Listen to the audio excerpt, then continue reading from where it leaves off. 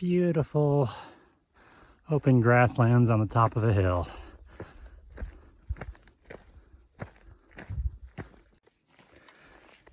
Welcome to day 11 of the Grand Adventure.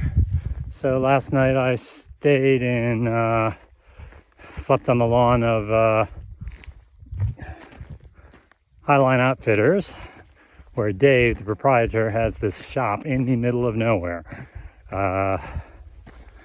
It's right on the CDT, and I just can't imagine anyone ever goes there but CDT hikers, because it's basically up a dirt road. But he has a complete outfitter shop. I mean, he's got the most modern cottage industry equipment there. He's got the latest in packs, tents, sleeping bags, etc. I bought some freeze-dried food. He sells sodas, and then he lets you camp on his property. He's got an outhouse. He's got water. He even has solar showers, and he's got a big solar panel, so he's off-grid. He used to have a shop very similar in Mount Laguna on the PCT, which made a little more, a lot of sense, because that's at the beginning. So you probably get people right when they realize they need to change their equipment choices. But he really wanted to move to Montana and spent a bunch of time looking for property. And I guess there's a decent amount of private property in Montana that you can buy, because gold mining happened in the late 1800s. And so people made claims. And so those property claims were established right before the Forest Service got established and started grabbing all the unclaimed land. So, he said it took a while, but he found his heavenly spot. And I gotta say, it is a cool little situation he's got there. And then a couple Nobos came in. They'd started at Rawlins, Wyoming. It was a couple. And they've been sort of meandering the CDT, but also hitting other great highlight areas. So they looked like they were having a blast. So all in all, worth the 26-mile hike. So now today the plan is the next easy water source is Dana Springs. So that's about 19 miles ahead. So I'm gonna hike there, cook dinner, load up on water, and then start hiking, just see how far I get. From Dana Springs to the highway where I exit, it's about 21 miles. So I figure if I can clip off a few miles, and that makes a perfect getting into town day the next day. So that's the plan. Fire tower.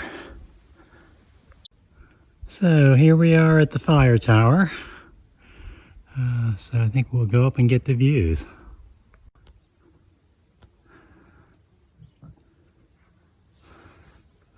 So here's what the world looks like outside the fire tower.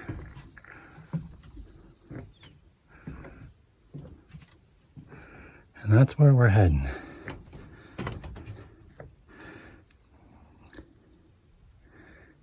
You can see the trail going along there. Well, fire tower's locked, but it's really a beautiful view out there.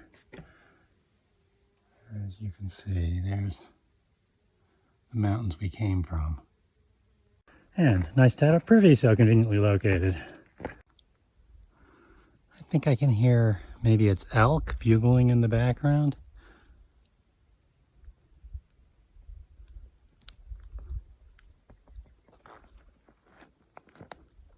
And here's our trail.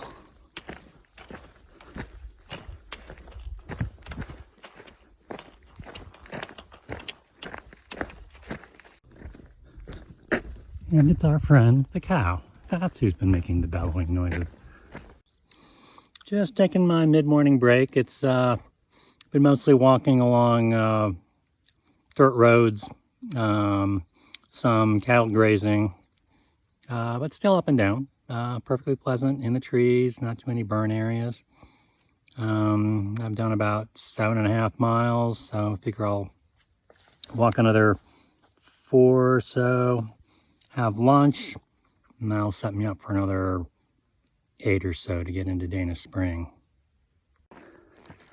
As I'm walking along this waterless stretch, I'm thinking about water and what I've done on the trails. When I did the AT and the PCT and the CDT, I didn't carry a water filter. Back then there was no water filter that was reasonable weight that you could carry, so I just drank unprotected.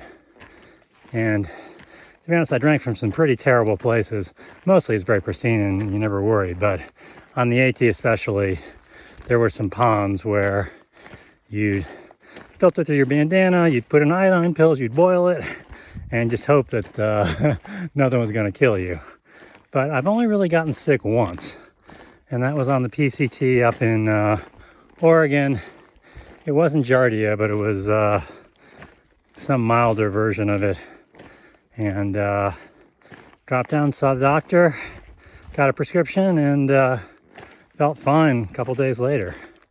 So, but, I am carrying a Sawyer now, and, it seems like a very reasonable weight to effectiveness offering. Just ran into a Nobo, so a lady in her early 70s, soloing, who's did the PCT 10 or 15 years back, and now she's section hiking because her husband's older and she's got to take care of him, and she can't take off for long periods of time. But it's great to see someone like that out and able to do it. Gives me hope that I've got more than a few years that I can keep doing this. So came all along the top of that ridge,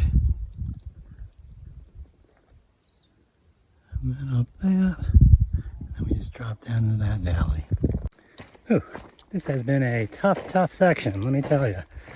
Straight up and down, big climbs, all over rocks, super steep, and the sun was out, so it was super hot.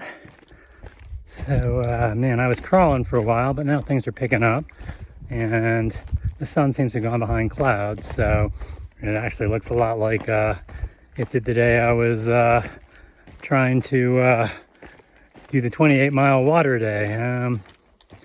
So hopefully it won't start raining, but who knows. But I'll be in Dana Springs hopefully in a couple miles, and there I'm gonna try to wash up a bit and eat dinner before adding some additional miles in the evening. All right, here's Dana Springs.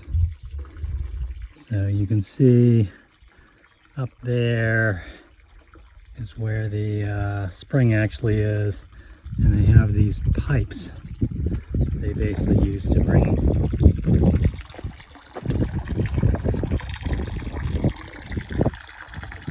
water down. And here's the lovely tank. All right, I'm using my lovely knock bag.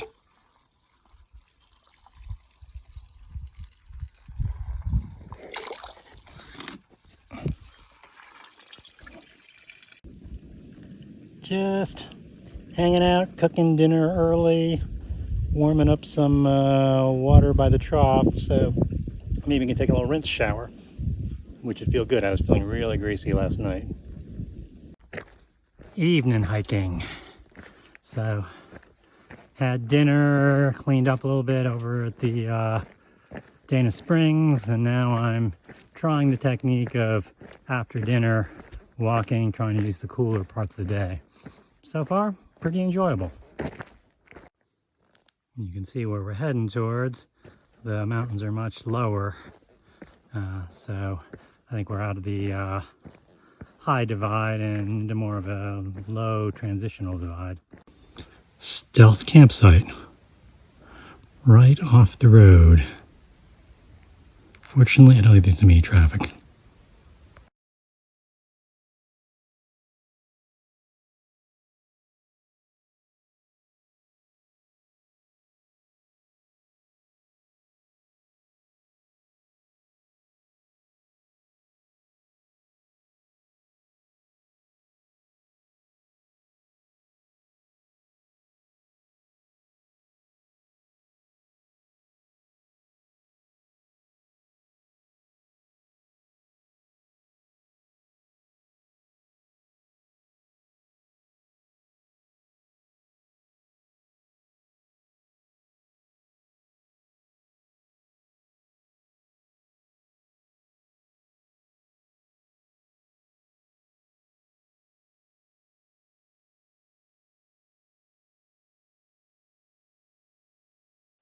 Walked along the road, saying hello to my friends, the cows. It's very funny. They don't really run away. They just kind of stand there. All right, let's see when they finally get moving and get spooked.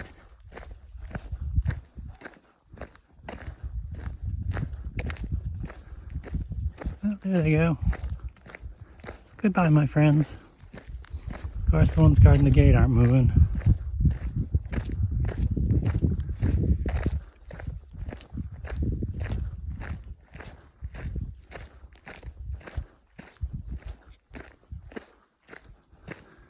It's a Mexican stand. Yep. Someone's having a little milk, that's why. Hello. You guys doing okay? Having a good morning? It's okay. So tonight I have reservations at the Economy Inn in Helena.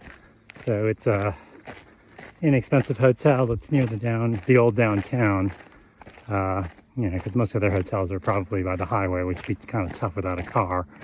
I do find it ironic that at $80 a night, the hotel is basically less expensive than my dog sitter for the day in San Francisco. But I always like staying in like the quirky local hotels when I'm on these hiking trips. You know, in a lot of places that's all there is because they're small towns. But even in bigger towns like Helena, it's always fun going someplace and, you know, seeing sort of a local institution that's less predictable than a chain. The irony being, of course, that when I travel the rest of the time, you always pick the chains because you want predictability. But, you know, when things are known in the hiker community, then, you know, generally they have the things hiker wants, you know, laundry, someone who's friendly to the fact that you're walking and carrying without a car, and, you know, it's always nice to go someplace where, you know, it's some local family trying to make a living. So I think that's the mountain we're climbing over as the first big climb of the day. They've just built new trail on there. I think a Jeep road like this used to go around it. But now they've got something new that's built. So it'll be interesting because hopefully that means new, nicely engineered trail, reasonable gradients, that kind of thing.